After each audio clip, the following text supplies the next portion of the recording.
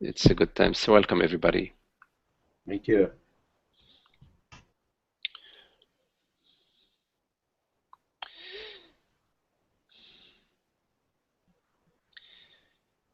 So if you have any questions.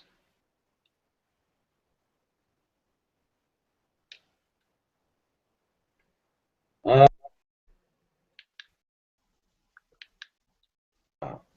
Magdi? Yes. Sorry, I muted and unmuted. I have a question for you. Okay.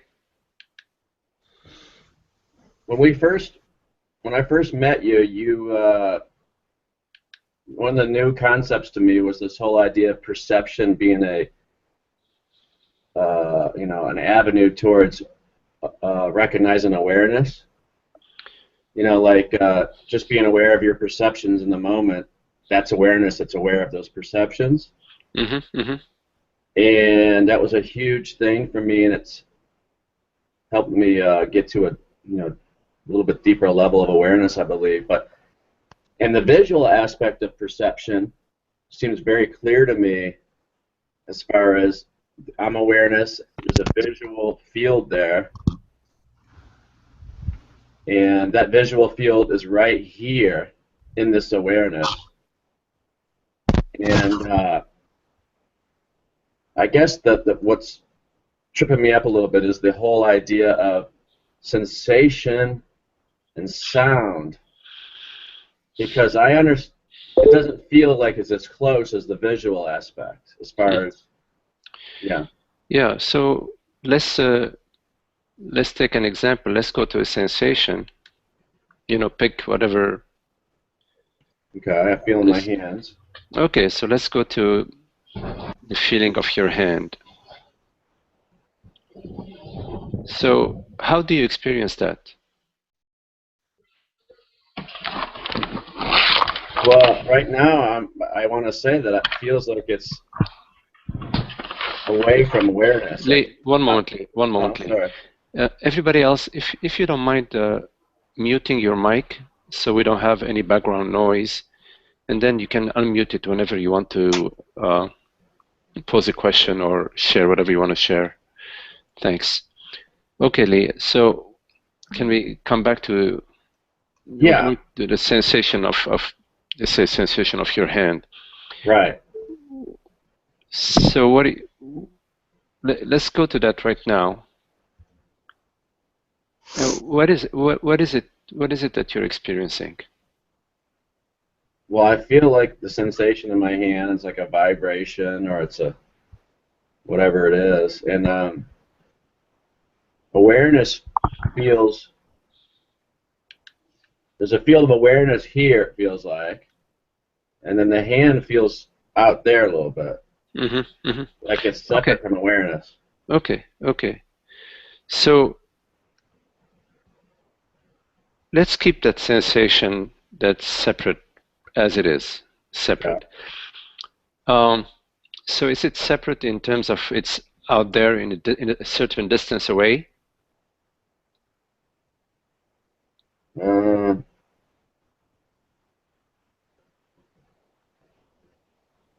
it feels. I guess what I'm doing is somehow associating awareness with my head area, I guess. And the Okay, sensation feels like yeah, it feels like it's down where my hands are as far as okay, distance. okay. So you're equating awareness with sensation in your head. That's fine. Let's do that. Why not? Okay. And the sensation of your hands as a sensation somewhere else in your hand. So there is a distance between them. At least is that Yeah, is that your experience that there is a distance between them? feels like it. Yeah. Okay, so how far is this distance? Well, without thinking, I can't really figure out the distance. But No, don't think about it. You're just experiencing it. answer it. You're experiencing. Okay. You're experiencing. You're saying awareness as a sensation in your head, and some other sensation, which sensation of your hand, and there is a distance between them. Yeah, So it feels like yeah, a foot, a couple of feet. Okay, so it's a couple of feet, right? Yeah. What instrument are you using? I mean, there must be some sort of instrument that you're Oh, yeah. using to determine uh, this distance that you called. You just labeled it 2 feet, which is fine. What's that instrument? I guess it's a visual instrument or an imaginary instrument of like Okay. a ruler. Okay, so there's an imaginary instrument. Yeah? Yeah. This imaginary instrument is able to measure the distance between the sensation in your head and the sensation in your hand, right? Yeah. So this instrument, what what is it made of? Uh, it's just made of imagination. Made of. No, no, your I experience, mean, what's it made of in my imagination? you're experiencing. We're talking about your experience. We're not talking about your imagination. You are sharing with me, and I believe you're very genuine. You're sharing with me that there is a certain distance between awareness as you're experiencing it as a sensation around your head, and the sensation of your hand, and this distance is 2 feet, and there is an instrument. There must be some kind of instrument that is available to you that basically tells you the distance between awareness and the sensation of in my hands is 2 feet. So my question to you is, what is the substance of this instrument? What is this instrument? What is its substance?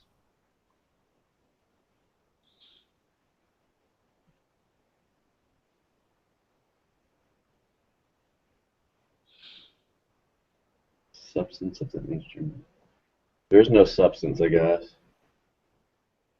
So It's just if there is an instrument without substance, then there is no instrument. right. Hey. So if there is no instrument, then what you said as 2 feet before dissolves, because there has to be some instrument that says the distance is 2 feet. So in action, if there is no instrument, then I would extrapolate and say then there is no distance. Mhm.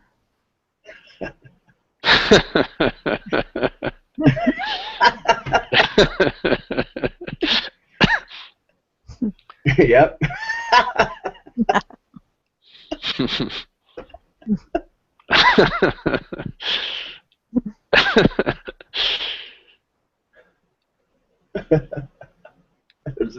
It's a very lovely little That exercise. simple, huh?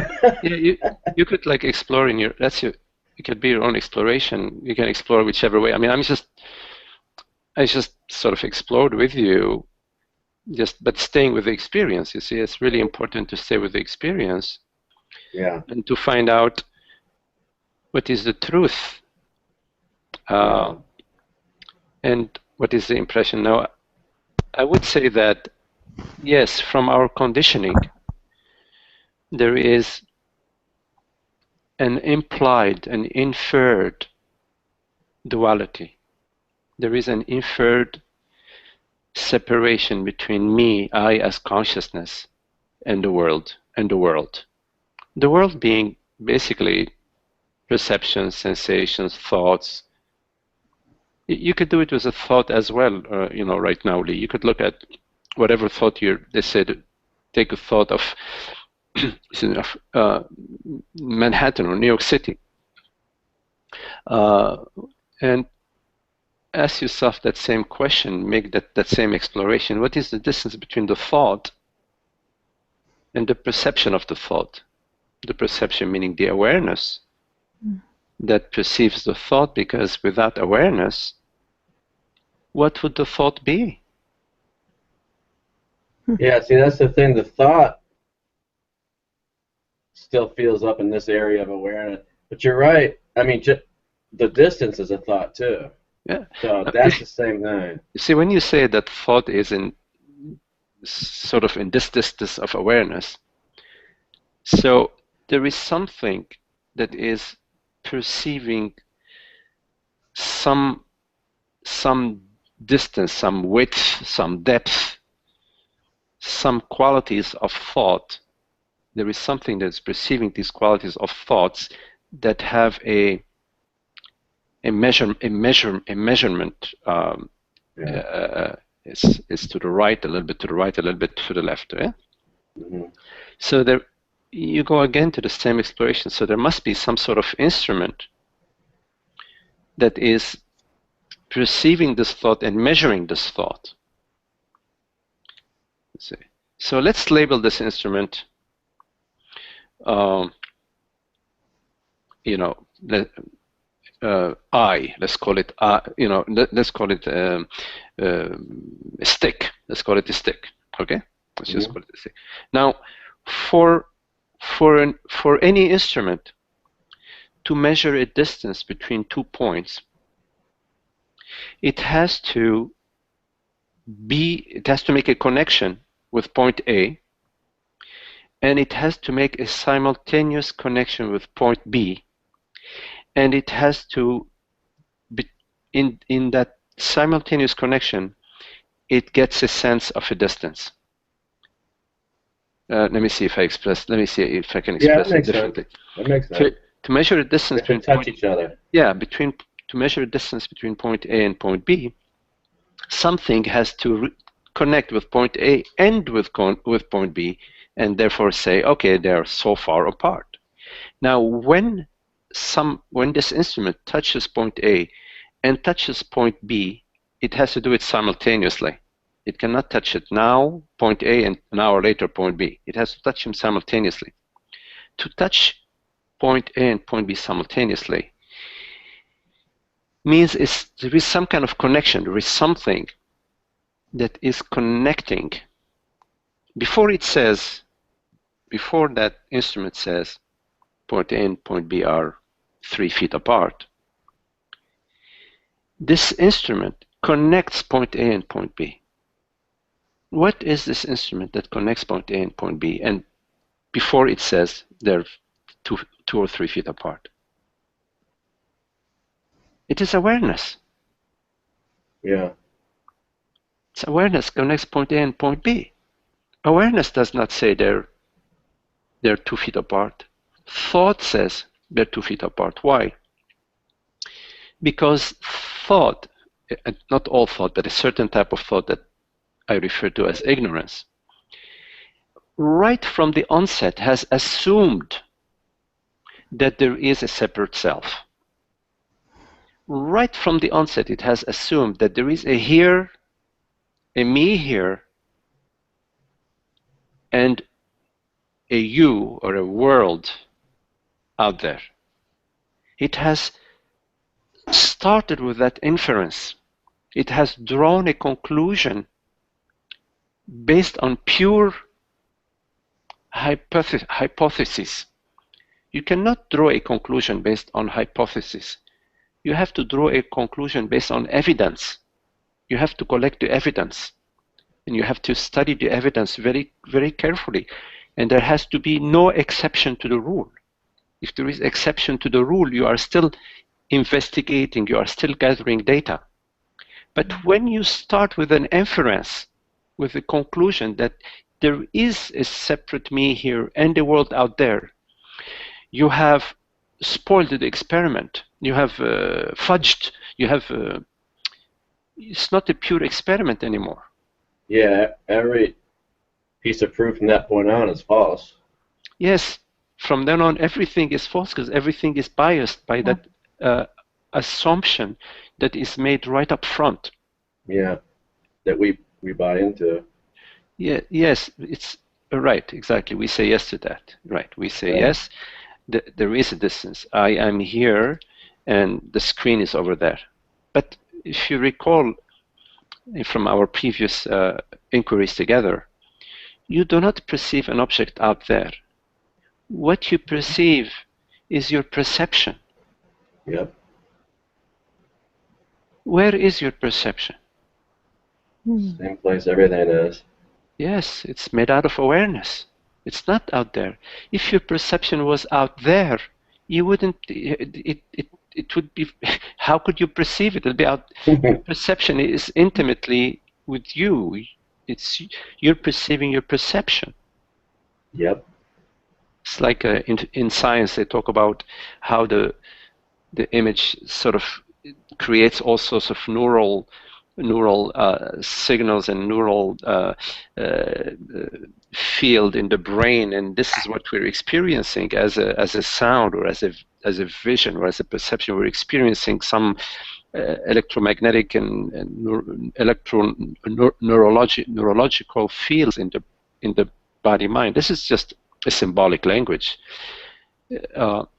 So but if we assume right from the onset that there is a world out there, and that therefore I am here and the world is out there, then we have given up the inquiry. Yes. Thank you. I'm going to have to stay pure. More. You have to stay pure in the inquiry. Absolutely. Ask yourself also the following question. You shared with me earlier that with perception, you feel comfortable that perception arises in awareness. Very. And that its substance is awareness. It's made out of awareness. Yes. So there is a perception and it arises in awareness. Ask yourself, where does a sensation arise? Because from my understanding, you're okay right now, you're comfortable with perception. The perception. All right. Yes. So ask yourself the same question that you ask yourself with perception, ask it about sensation. Where does the sensation arise? Just stay with that question. When a sensation arises, or as you're contemplating, ask yourself, where does it arise?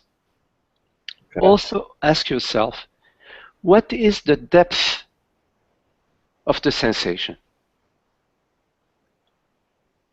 Also ask yourself, what is the width, the height, the density, the viscosity, the weight of a sensation? Ask yourself, where does a sensation start and where does it end? And in what direction does it travel? But you have to ask yourself these questions while you are looking at your experience. Not an intellectual question. You have to bring these questions to the sensation itself as you are contemplating the sensation. Okay.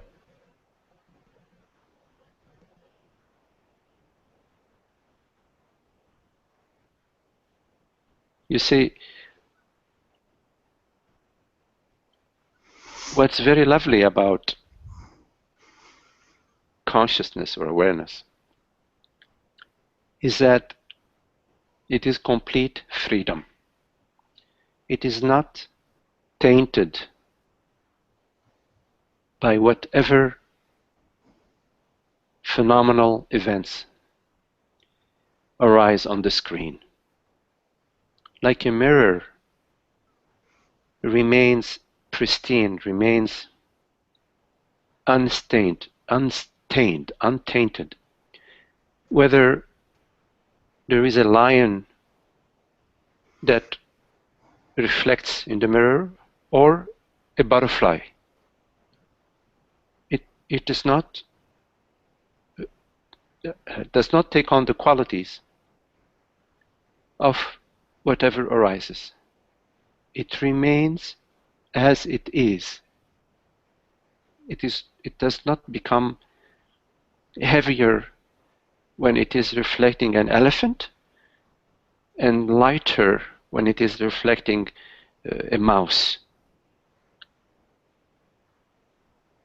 It remains as it is. It's complete transparency, it's complete freedom. And freedom is peace and happiness. Without freedom, there are a lot of concerns. Mm-hmm. And the consciousness is whatever it is that is perceiving this perception right now. Whatever is hearing these words right now, which is you. You are hearing these words right now. You are perceiving this perception right now. You, that consciousness. So the freedom of consciousness is you. It is the habitual identification with the body-mind, with the desire, thought, I want things to be different. This nagging desire for something that maintains an impression of a someone that is lacking something. And rather than enjoying the peace and happiness and the freedom of consciousness, we become entrapped in the concerns about how can we have a different experience because of the belief that my happiness depends on a certain specific type of experience. So we are seeking experiences, and in the seeking of experiences there is unhappiness because there is no peace, you see. There is no freedom in the seeking. There is a an angst about having things unfold in a certain way. It's not a balanced way of being.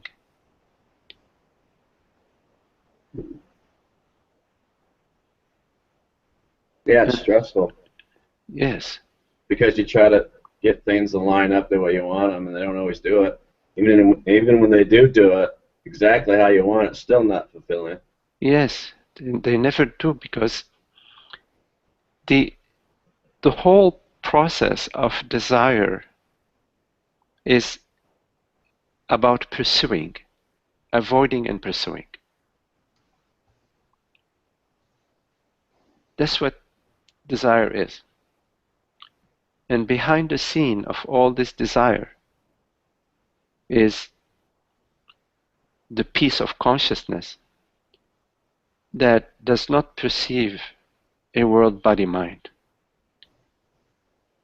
It is in the purity of being, in the purity of itself, in the fullness of itself.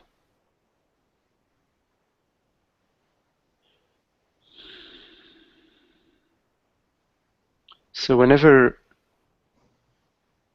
you have a stirring, you notice a stirring of thought and feelings within the body, just go to your presence, go to your beingness, rather than rushing and riding or behind the pursuit of that object. Just remain in your stillness,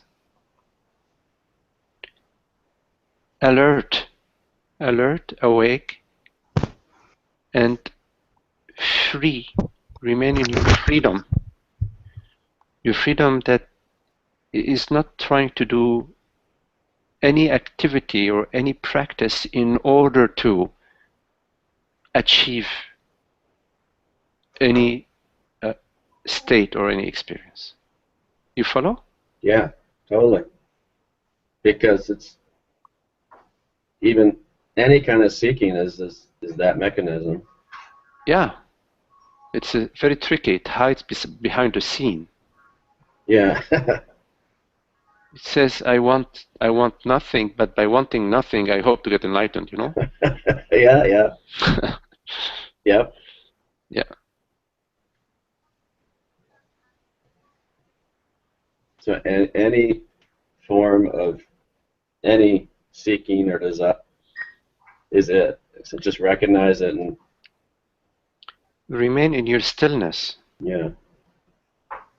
You have to distinguish between a desire that comes from a sense of lack and a sense of incompleteness and a sense of unhappiness.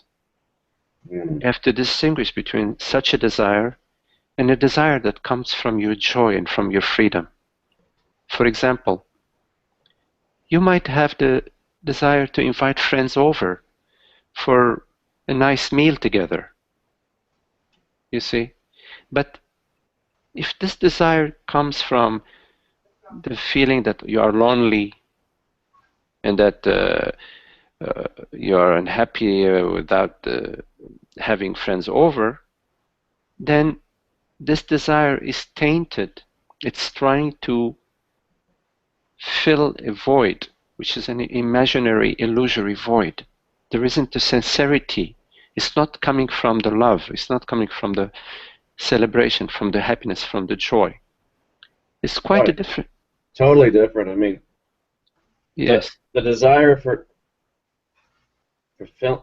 I mean, you can tell the difference immediately because one is already okay and wants more joy or whatnot, and one's not okay, basically. Yes. One's yes. okay as it is and is willing to celebrate that, and one is not okay. Yes. Yes. So, Yeah. so you call some friends and it might work out. The schedule might not. You don't know, but it's okay either way. We say, oh, it's not working out in January. Maybe we see each other in February or March. You see, but it's okay.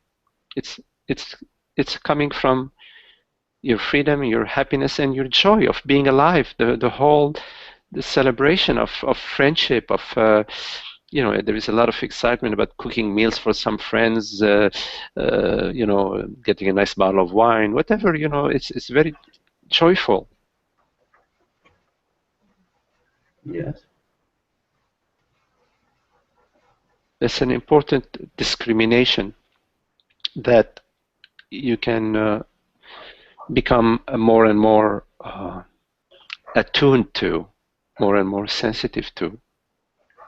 And in every case that's possible, do not feed the desire that comes from the sense of lack, what I refer to as the personal desire, the desire that is coming from the position of being a separate self, of being a person in an external world.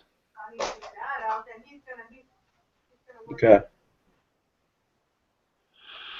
Thank you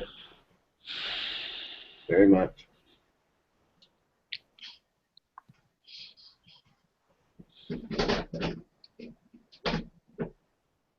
I've got a question, Magdi. Hello, Linda. Hi, Magdi. Yes. I'm having a bit of a struggle with sensations and thoughts, and I know that a lot of people are saying to give the sensations and whatever that it is that I think I don't want, give them space, let them be there, but don't do it because you want to get rid of them.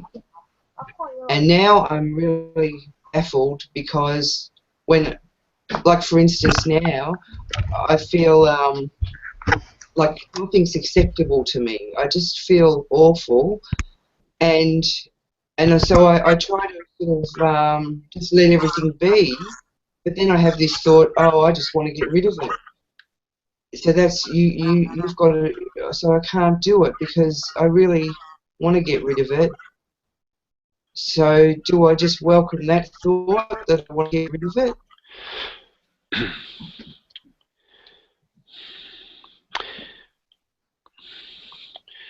Because I want to feel happy, I want to feel peaceful, yes. but I don't like. I'm going through this stage where I just don't like anything. I hate everything. I hate the way I feel, and I just really want the peace. And this just, yeah. Yeah.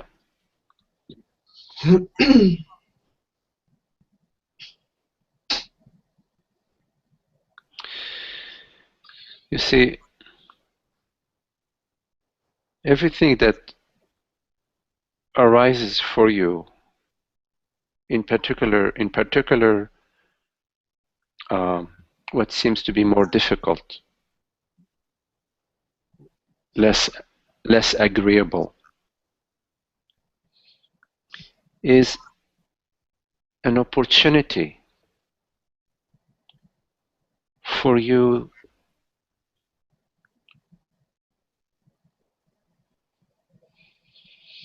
to get closer, to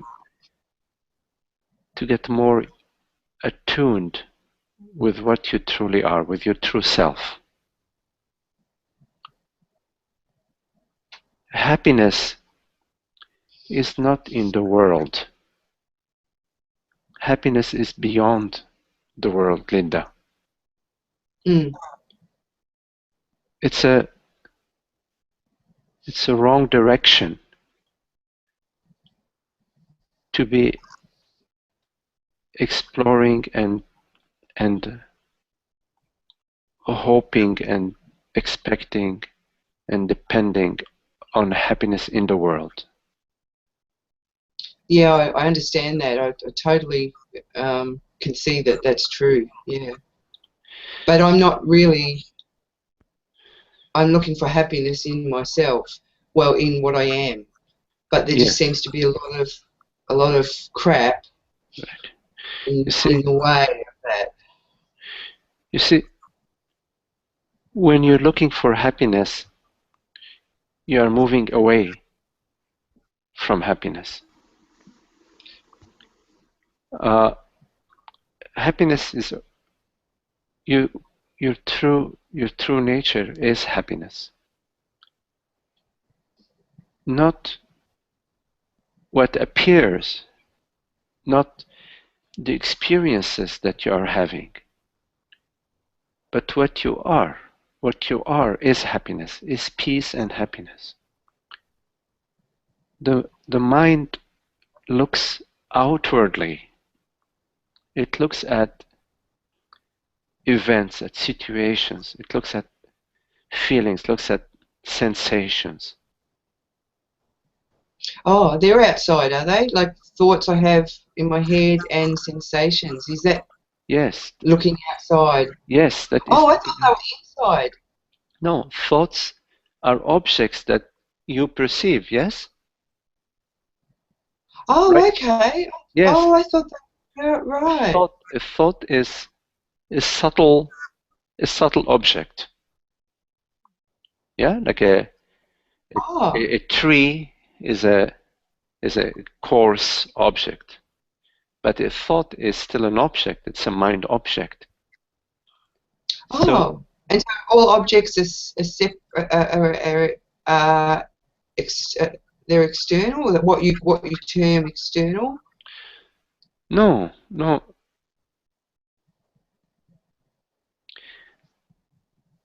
they are. That's not where peace and happiness lies. Oh, They are not external, but it's not the direction of oh, of the that reveals the peace and the happiness, because they're constantly shifting. Thoughts, situations, feelings, sensations, friendships, love relationships, family relationships, work situations, the weather, they're constantly shifting and changing. And when you are betting your happiness on on those phenomenal events, you are going to be riding the roller coaster.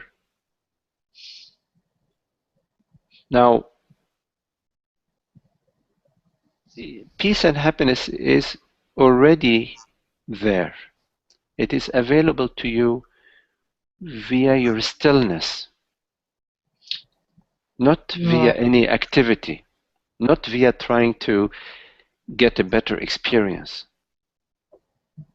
It or is change it, or fix it, or change or it. give it space, or Yes. anything. Or Oh, that. it's not via thought either. It is via your stillness, via your openness, via your presence, via your deep listening. Oh God. I'm finding it difficult to get to the stillness because it's like I'm battling with the sensations and with the thoughts. I think if I can just get rid of them, then I No, can experience the stillness. no. How can you come to stillness by battling? No, well, you can't. No, but I thought I had to fix them or get No, rid of them. there's nothing to fix, nothing to get rid of. The stillness is right here, right now. You don't postpone it. Don't postpone it by any activity. Oh, It's well, a how trick do of I get into the stillness? How just do I do that? it's an instantaneous resting, an instantaneous resting in your presence, in the presence. How do I do that? You don't do it. You don't do it. You don't do it. I don't do it. Don't do it. You don't do it. There is no you that does it. Oh, God. So, right. I don't have to get rid of the you. No. There There is no, is no you. there is no you to get rid of. And what you is going to get rid of the you? What gets rid of the you? No. Well, the stillness, the God isn't something supposed to Is what? help me out. I I didn't mean, I didn't hear what you said. um, it's okay. I'm just, it just doesn't seem very helpful when I hear people say there's nothing you can do. It's almost No, no. like, I am not saying there's nothing you can do. I am saying oh, good, go good. to your stillness. Open yourself up to your stillness. Okay, what this implies is just be still. Oh, God, that's the challenging bit, I suppose. Okay, being still. What does it mean to be still? You see, that's now you're moving away. Oh, right, right. What does it mean to be still? Bring your attention. You have to notice that. Notice how the mind say, okay, now Magdi says be still. Okay, well let's think about that. Let's uh, let's think about that. A week later, after a million thoughts and a million books we've read, and so, okay, I think I got it now. Let me read you the 500 pages that I. No, be still is very simple and direct. Okay. Just be still.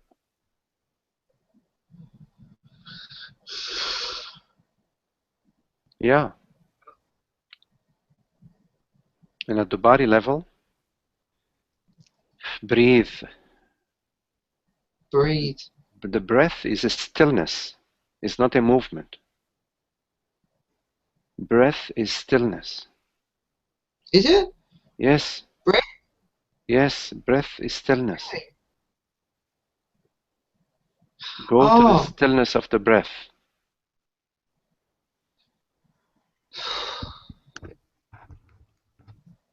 There is a deep peace, a my deep. breath isn't very peaceful or still, Magdi.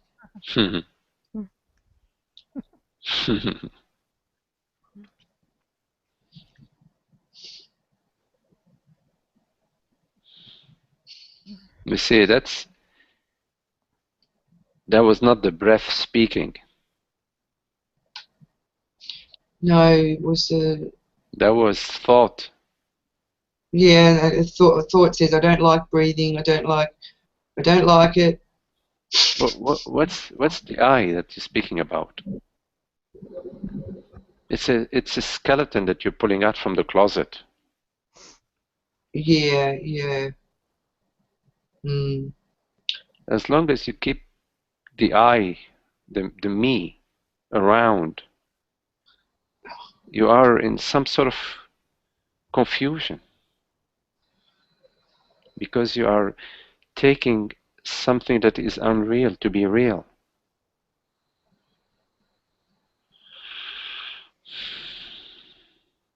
God, so I've got to breathe. I mean, Relax well, I've been the breath yeah, at, yeah. at every exhalation. At the end of every exhalation, there is a pause. There is a natural pause, which is the stillness. So notice as you are breathing, at the end of every exhalation, there is a stopping. There is a stillness. Pay attention to the stillness that is at the end of every exhalation. And allow the stillness to be. Don't rush your breathing. Don't rush your next inhalation. After your exhalation, rest for a second. There is a natural resting space.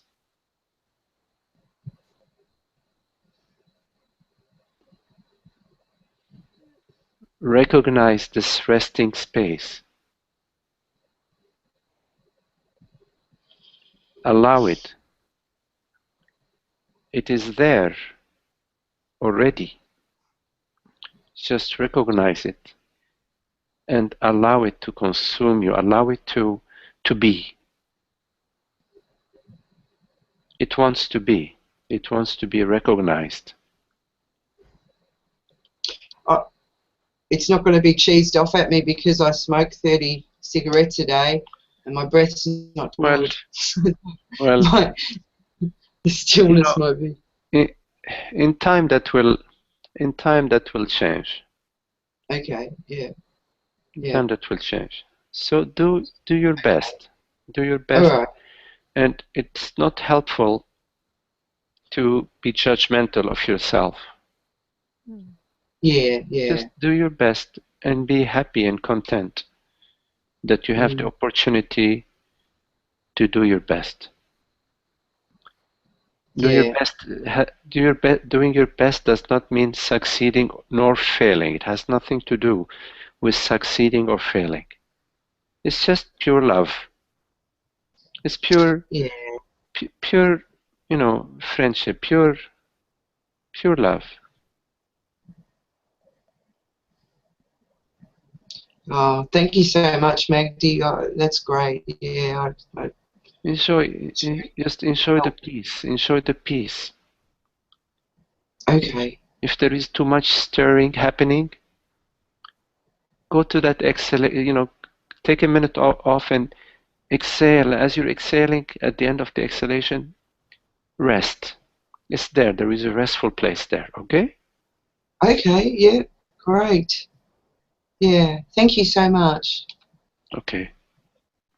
Great. Now I'm going to go and have a smoke. Thank you. Thank you. Okay.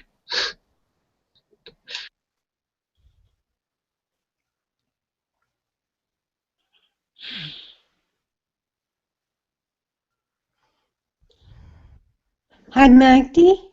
Yes. Let me see here. Wait a minute. Is this I'll Rena? try to- Who is? Raina. Oh, hello, Rena. Yes, Rena. Okay. Growing up, I had to meet my own needs. So, as an adult, I continued to look outside myself to meet my needs. Because growing up, that's what I had to do. And so I got into this habitual pattern of always looking outside myself. About a year ago, I had enough. Like I got really sick and tired of focusing on outside of myself. So I started just paying attention to myself. And what ended up happening is I got very happy and very peaceful. Nice. And I don't know if I'm complacent or what, but I stopped I don't have any goals. I don't have a bucket list of things I want to do. Like I don't meditate anymore because I'm happy the way I am. So I really don't know what I should be doing now. Well, if you're happy, you don't need to do anything. So I can just stay the way I am? I mean, I've been told I should have some goals and I should be playing, Well, looking for, does it make you happy? looking for answers. And I don't, yeah. If you're happy, why spoil it? Okay. But like I don't do any real inquiry anymore. I figure truth is truth and it's going to be truth whether I believe it or not. Inquiry so is I about... quit worrying about what I believe. Yes. Well, Rena, inquiry is about happiness. The goal of inquiry is happiness. So why do you want to do inquiry if you're happy? I guess I don't. You don't. No. Is there anything I should be doing? The way I hear feel you, like I don't do much. the way I hear you, I couldn't. It sounds great. You're happy. Okay.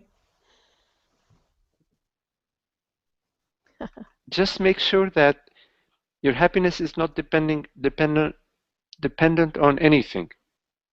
I'm not saying that it is. Just adding to it. That the way you spoke, your happiness is beautiful, but that happiness and freedom come hand in hand. It has to be a happiness that does not depend on anything.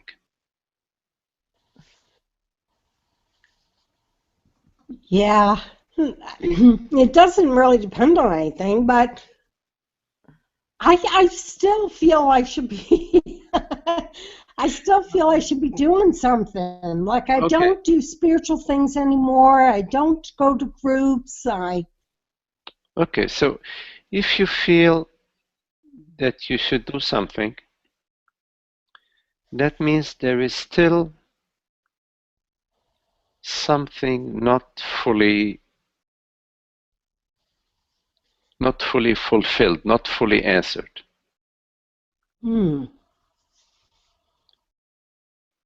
I think so.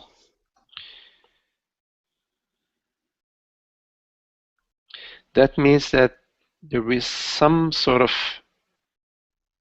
cloud, some cloud in your happiness. I think it's I'm really happy and peaceful, but about half a dozen times a year, I get into an anger that's a raging anger. I don't get mildly irritated. I get in a full rage, like when I think something's been done to me. Mm-hmm. It triggers that reaction in me. Mm-hmm. Yeah, so there is a me still around somewhere in the space. Most likely it is somewhere in your body, in your feeling state. Mm-hmm. So whenever this gets triggered, when there is a rage that gets triggered, it's a little bit too late. But before, as it's arising, just as it's arising, there is an opportunity that is possible before the rage, gets into its full throttle. There is an opportunity as it's arising for you to see that me quality that's still around, and to release it. You have to release it at the body level. Sort of, you have to catch it before it gets on board and and has its full-blown emotional outburst. And as it arises, see if it's possible for you to, at that moment, notice this tendency to become a self, to become a personal self. See this tendency, and recognize this tendency, the misery of this tendency, how unhappy for everybody, not just for you, how really unhappy this tendency is. And it's totally irrational. It is just it's totally rational.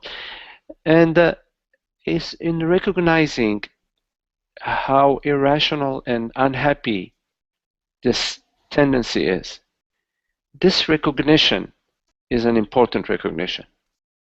It takes the spark out of it.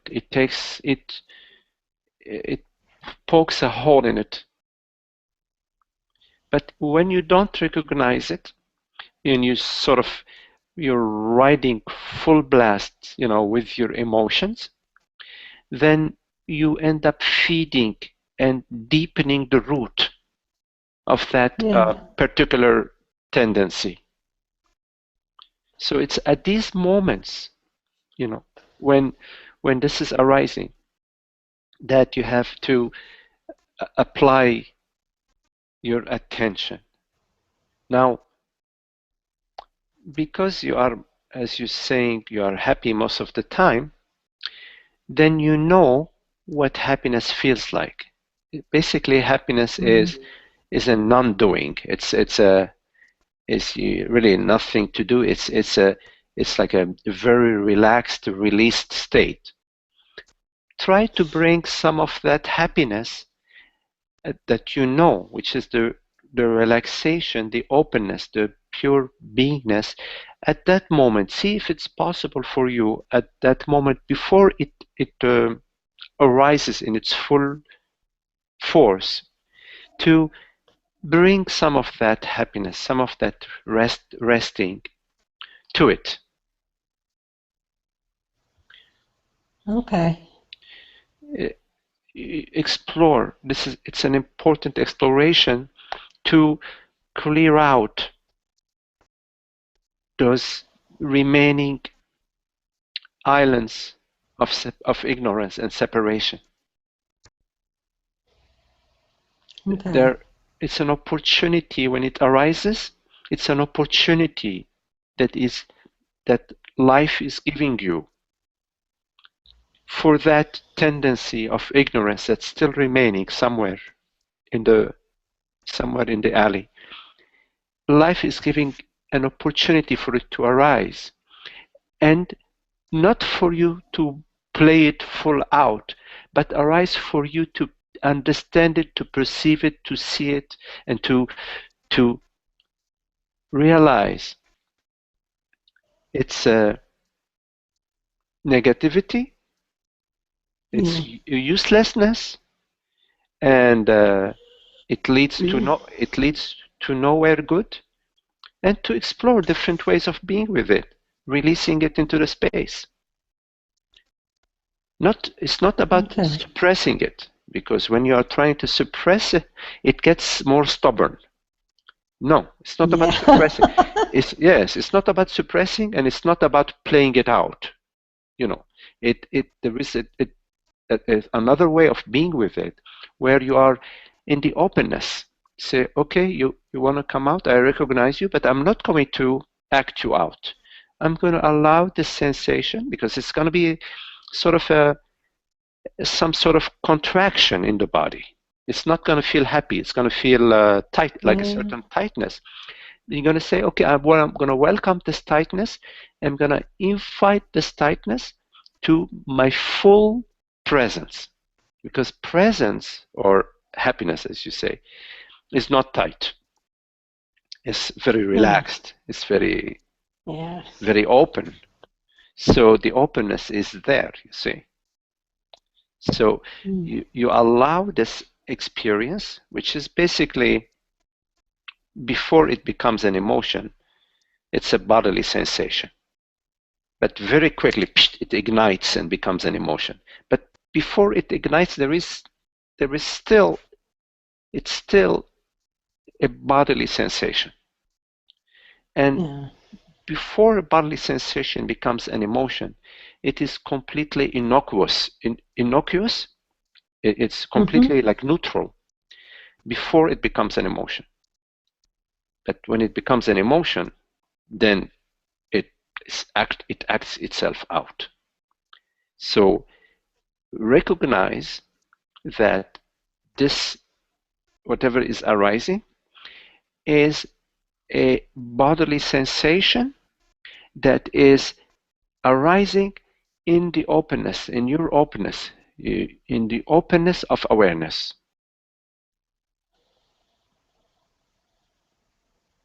So it's helpful to practice with small things, small irritating things. Practice remaining still. Like I was telling Linda, to be still with the small things.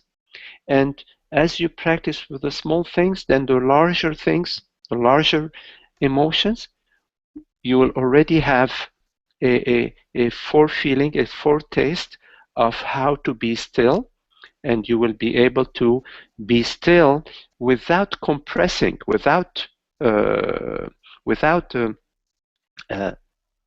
forcing anything down. Just being still, allowing whatever is unfolding its full freedom.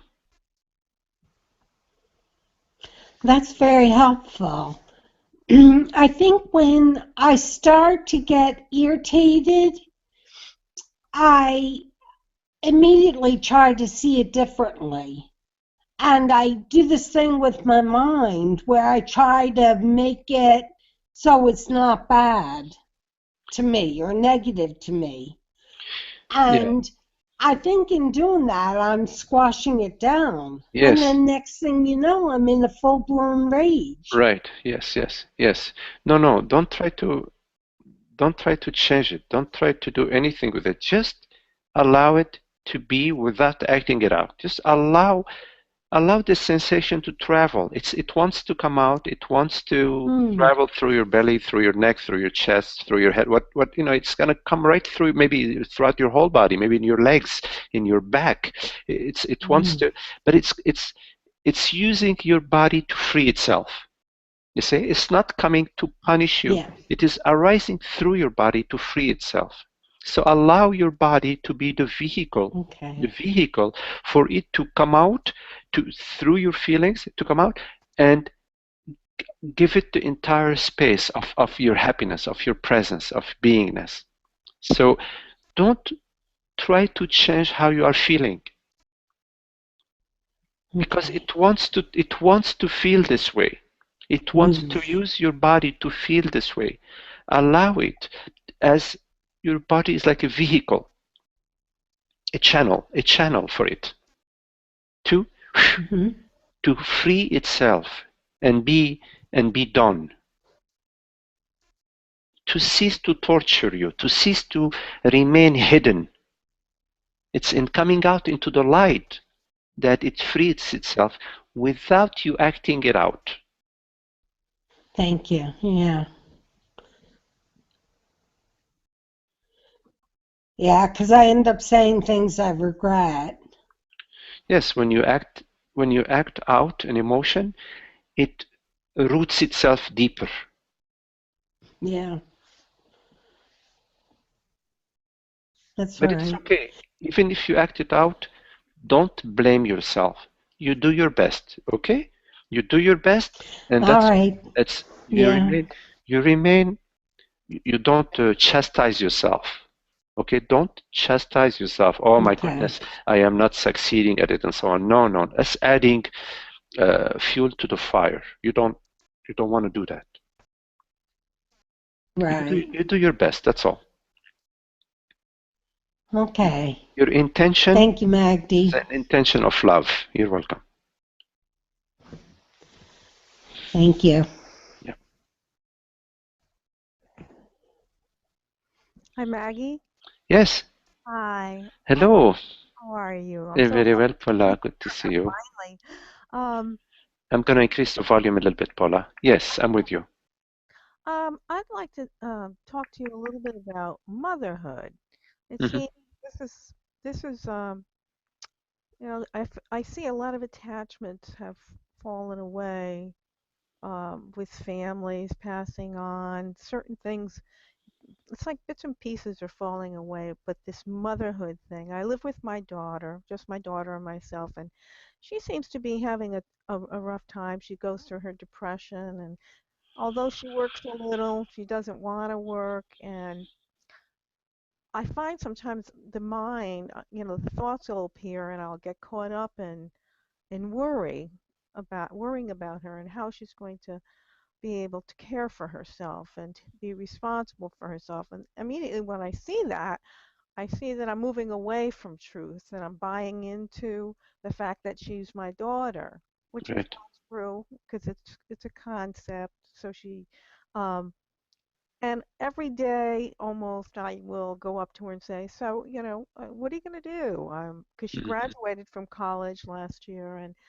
um, she doesn't know what she wants to do. But I find this is causing a lot of the mind gets very active around my attachment to my daughter. Hmm. Uh, and I was just wondering, how could I, Yeah. you Yeah. know, Yeah. kind of let that go Hmm. and see Well. what it really is. She's Hmm. not my daughter. She, Paula, as parents, the best thing we could do, the best way we can relate with our children is to love them. Mhm. I agree. And I love her very much, and I tell her every day.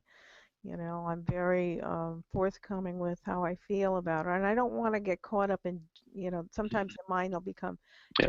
judgmental, and I don't want to do that. That's Yeah. all Yeah. conditioning. Yes. So it's very important that you live Mm. your understanding. If your understanding is that yes, to love to be the love, to be the presence, to be the peace, to be the friend, to be Mhm. the companion, to be the listening space, the open listening space. It's a loving space. The listening space is a loving space because there is no one who is doing it. It has Mhm. nobody who runs it. It's there for it's just there. It's there. We all Mhm. share this loving listening space. It's important that you live your understanding, Paula, and not just uh,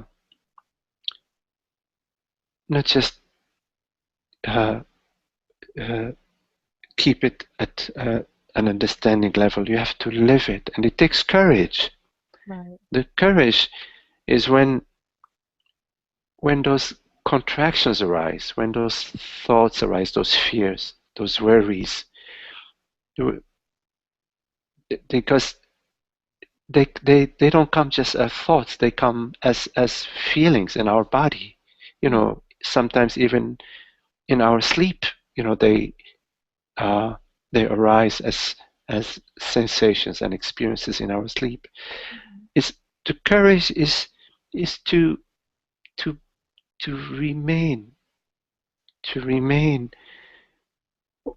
available to that experience that is not so happy, available to it as not as holding it, but as our body, our being, as a channel for it to sort of come through without us bringing the me, bringing the self, the separate self, to fix how I feel. Because often in our relationship with our children, we are relating with our children about our feelings, about our emotions and how our perceptions, which are connected to our feelings. Mm-hmm. So in that way, the open listening space, the open presence is contracted into catering to me, to the me feeling, to the me experience. So I think you have a deep understanding of that. I know from knowing you for a while now. This is a terrific opportunity for you to have your daughter and to have this yogic exercise, this teaching that you are living right now, this tremendous opportunity to live the path of love and openness and freedom. There are going to be many opportunities that will challenge you, Mm-hmm. but these are opportunities. You see, they're Yeah. opportunities for you to explore.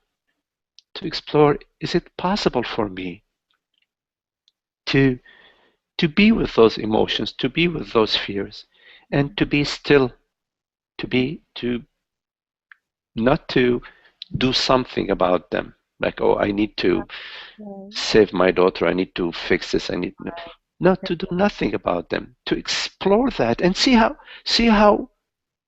it works for you. You experiment with that, and you, you will be surprised what can come out, from this opportunity for you, because it is through your awakening that you help not just your daughter, that you help everybody everywhere. It is through your living realization Mm-hmm. that there is a release of those tendencies, of those me tendencies in the space, and we all share that same space. We all share that same space. When there is a relaxation within your being, within your belly, within your presence, Mm-hmm. everybody is benefiting in a way that the mind does not know. But the mind does not need to know. Mm-hmm. It's at a deeper level. Yes. So you, your daughter, in the depth of her heart, she wants your your presence, your loving presence, not the loving presence that the mind presence. I love you. It's deeper than that. It's a loving presence of being, of of of of openness, of trust. You see, trusting that everything that is unfolding from the divine. It's a divine orchestration. It's orchestrated by the divine. To really trust that everything that occurs, to trust that it's coming from the divine. And it is by recognizing the divine hand in everything that is unfolding that you're truly living the love that is gifted to you. That's And beautiful. in living it, you're sharing it. Yes.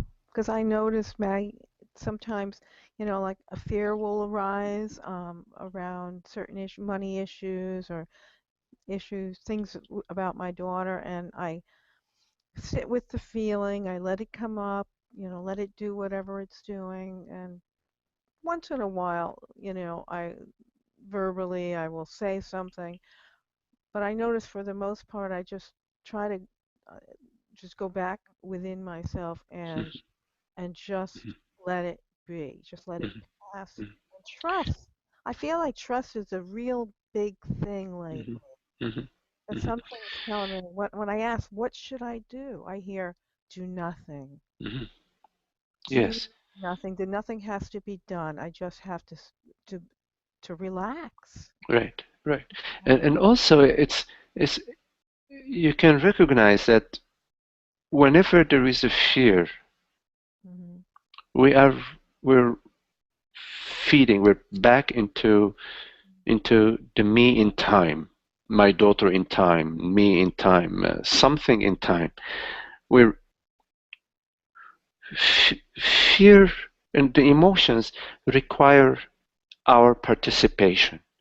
We say at some level that is unnoticed to us, we say yes to I am this body mind living in time and space, and you, my daughter, or you, my neighbor, or you also are another body mind living in time and space.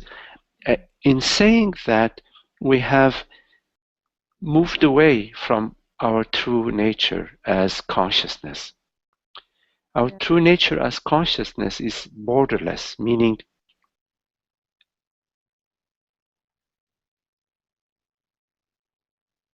it is infinite, pure presence. It's love, freedom and love that does not exist in time. It, it's a time impression is a reverting back to some object, some form, consciousness becoming limited and identified with a person. Whenever consciousness identifies with a person and we say yes to that, there is suffering, there is concern about money, about future, about retirement, about her future husband, what how long she's going to live, what it's I, yeah yeah yeah yeah. So it's important to sort of to see that process occurring and not to say yes to it, not to feed it. And the way you don't feed it is via your contemplation. The contemplation is that what you are is whatever it is that's hearing these words right now. You are the presence. You are this aware, borderless presence, this impersonal intelligence that can hear and perceive and comprehend, and yet it is not a thing. You see, you are this presence that perceives all things, that perceives this perception, but yet you are not any perception. You're not an object. To come to that, to see that, to sense that, to feel that in this moment, that's what is real. The reality of consciousness. The consciousness is you that is hearing these words. Is this? It's not contained. These words appear in it. This image, this perception appears in the openness, in awareness. The awareness does not appear, and yet it is the reality. The reality of this experience is the aware presence that is right now, that you are, that is your experience right now. So you come to that, come to what is real in the moment. Yes, and that does happen. It just Yes, yes, happens sometimes.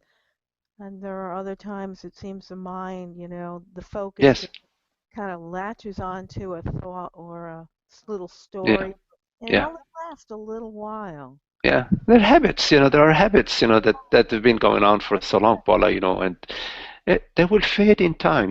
They Just just kind of dissipate after, a short time, yes, yes, yes. but they come up again. It's Yeah, like a roller coaster ride sometimes. yeah, yeah. But what you have eternally available to you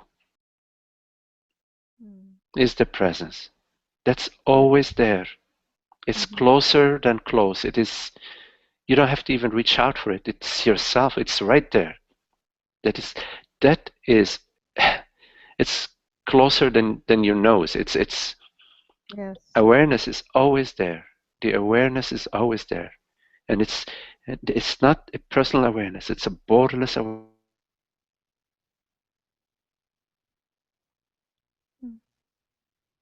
What happened? froze.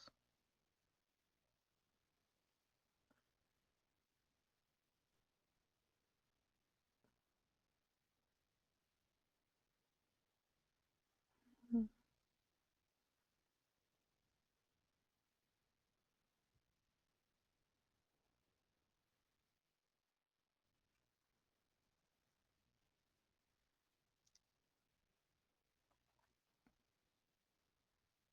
Hmm. Hanging. Oh, that, There was a little oh, network issue. okay. I was like, what happened? So we went into Hmm. beyond all the forms, beyond the forms. Yes, Yes, we did. I see. I feel what you're saying deeply. That Yeah. the presence of just being. Oops, he's gone. He's gone beyond the form, Paula. Yeah, Ooh. we're all in the void.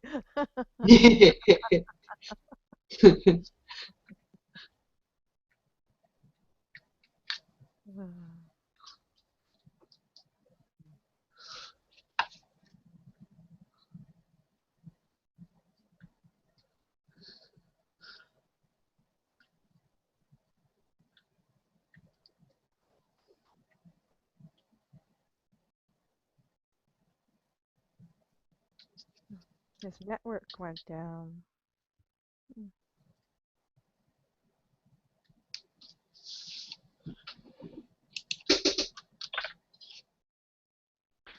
Hello, can you hear me? Yes. Okay, do you see me as well? No. Oh, now we do. Now. Okay. Okay. I don't know There you what, are. okay. I don't know what happened. Okay, we're still together. Well, thank you. Thank you. Okay, okay, Paula, it's nice to see you, Paula. It's very Yeah. lovely, very lovely, beautiful.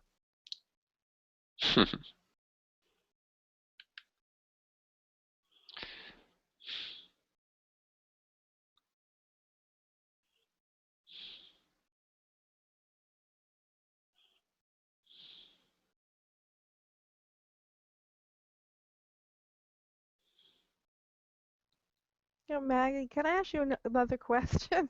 Sure, sure, sure, Paula.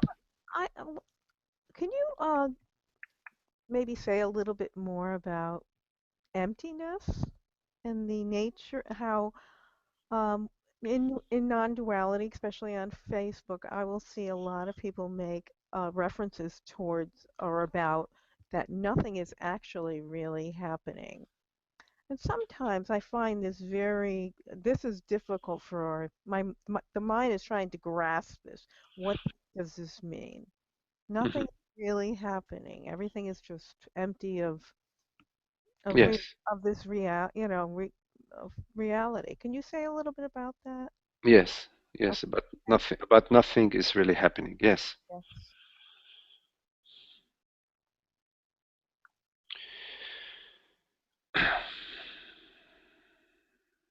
You see,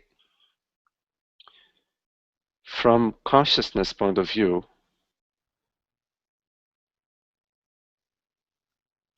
let me put it another way. There is one reality, and the reality of consciousness, the reality of awareness, the reality of God, the reality of the Atman. There is one reality. Yes? Hmm. We know at a deep level that that is true. And we also know that this reality is consciousness because we know that we are conscious. Right. And we know that whatever it is that is conscious is I. Hmm. So we know that there is reality, and this reality is I as consciousness. Hmm. So given that there is one reality, then that means there are no two. And for anything to be happening, there has to be two. There has to be something happening vis-a-vis something else. Something has to be happening in reference to something else. Yes? Yes. So from the realization of truth, a sage, when there is a realization of the truth, then the experience of worldly experience completely changes. It's no longer, it becomes a non-dual experience. Okay. There are still birds flying, there's still wind, there are still trees, there is still a conversation, but it has a totally different quality than the uh, than the qualities of the mind. Now,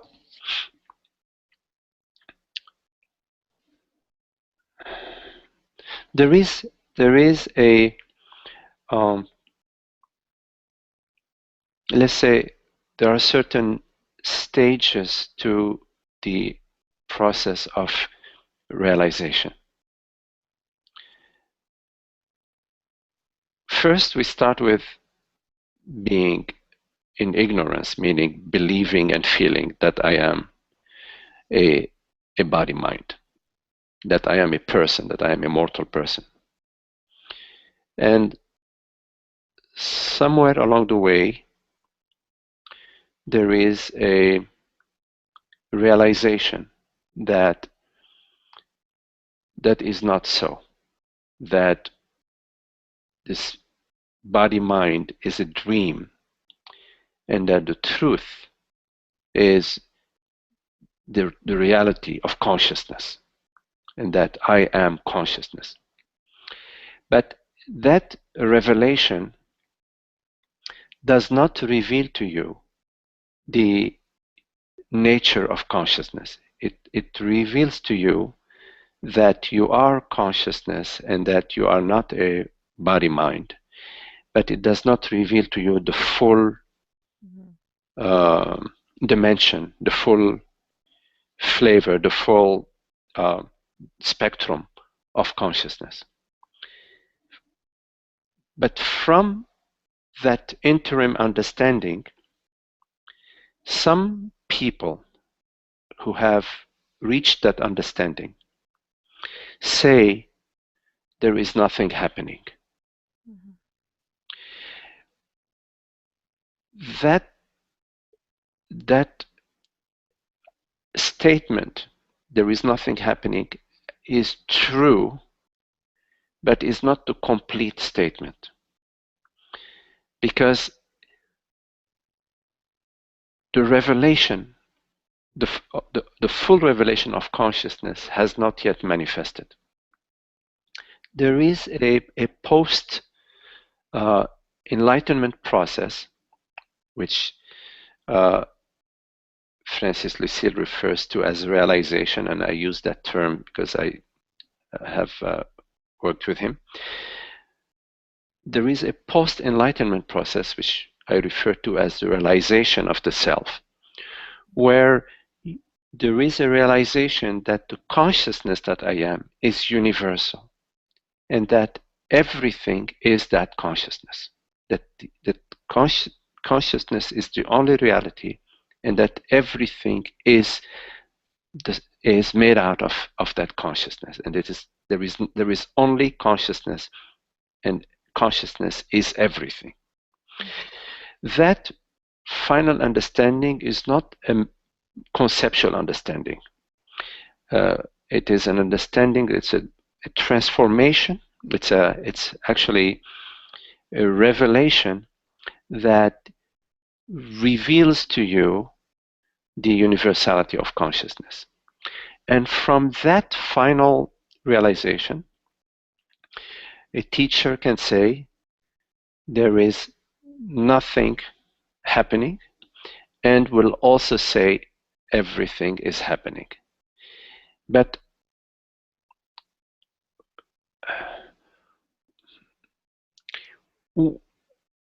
neither statement, there is nothing happening or everything is happening, will satisfy you. What will satisfy you is the realization, the full realization of the self. Only the full realization of the self, which you will know as the causeless peace and happiness, the causeless freedom, peace, and happiness that is unshakable, that does not come and go. Only in the revelation of that and the establishment as that will you get the answer, the real answer to your question. Otherwise, whatever words you will hear or whatever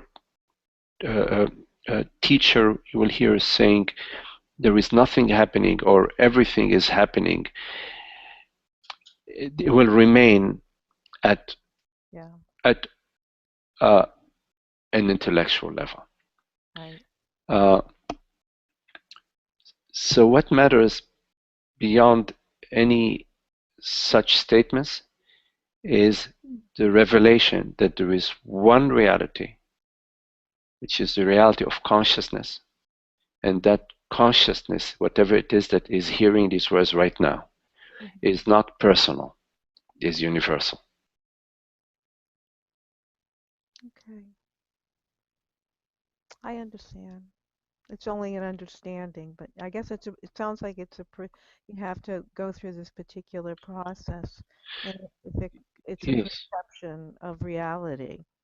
Once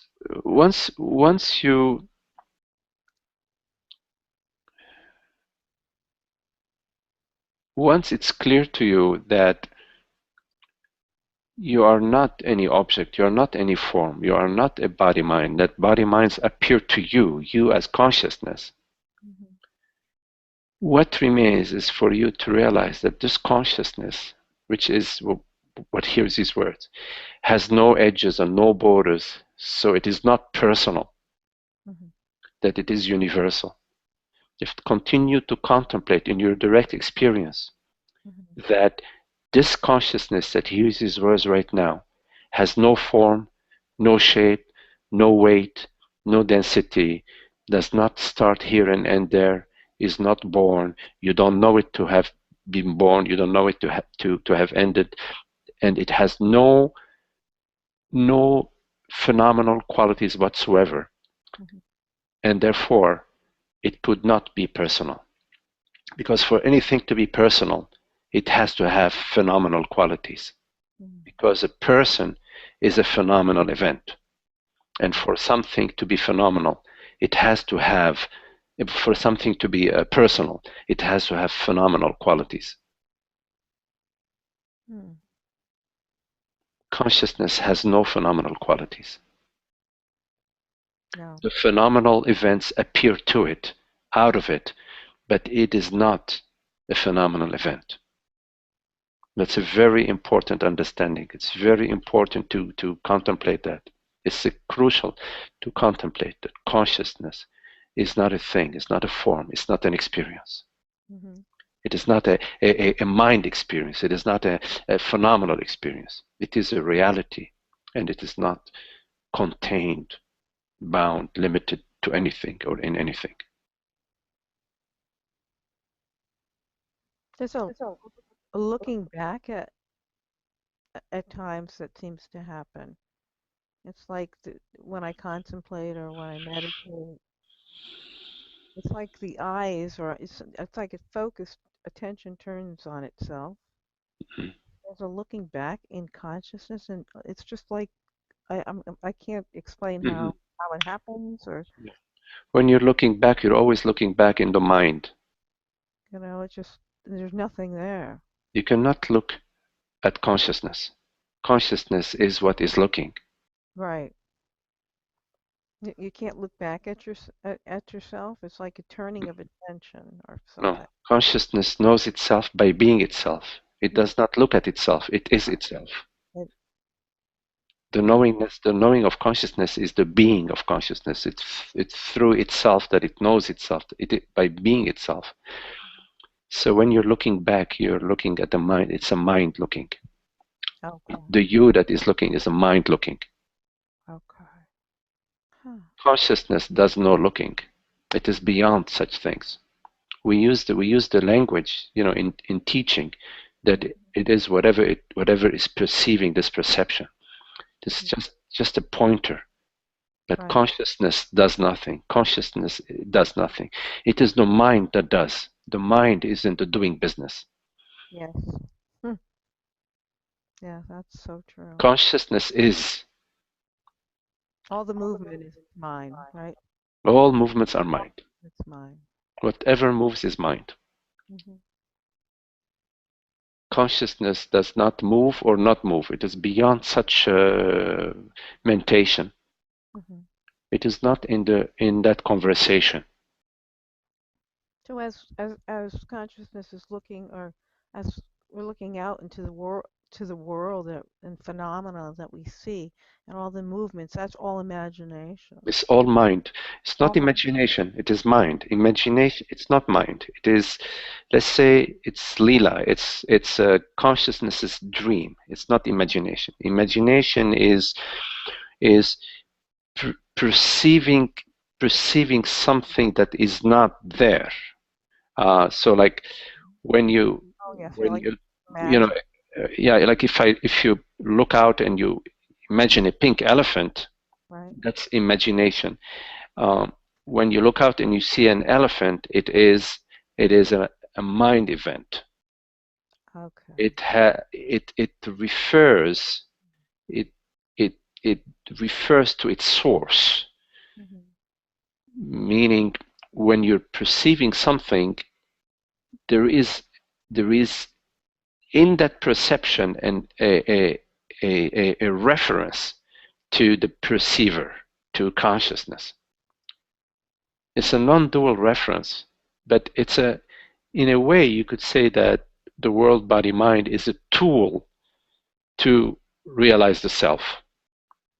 You could say that, and I'm still making a sort of a mind statement, but it's a pedagogical statement that the world, body, mind, feelings, sensations, perceptions, thoughts, memories, uh, bodily sensations, they're tools that can bring you to the self, because they imply a perceiver, they imply a knower.